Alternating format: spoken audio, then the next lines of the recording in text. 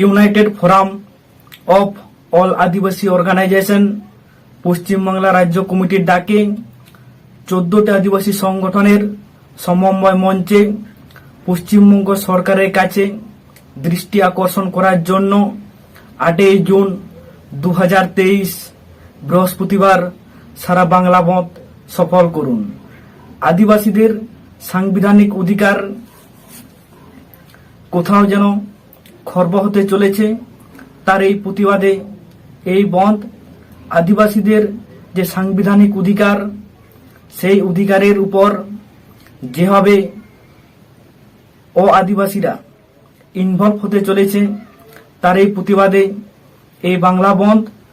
যারা দীর্ঘদিন ধরে নিজেদেরকে ক্ষত্রিয় হিসাবে পরিচয় দিয়েছে, ক্ষত্রিয় কর্মী হিসাবে নিজেদেরকে প্রমাণ দিয়েছে, তারা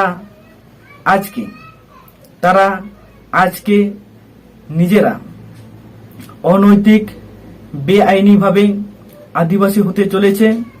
আদিবাসী হওয়ার জন্য বারবার প্রতিবাদ করছে, বিভিন্ন রকমভাবে সরকারকে চাপে ফেলে সিআরআই এবং টিআরআই রিপোর্টকে তারা পরিবর্তন করার যে ষড়যন্ত্র, সেই ষড়যন্ত্রের বিরুদ্ধে।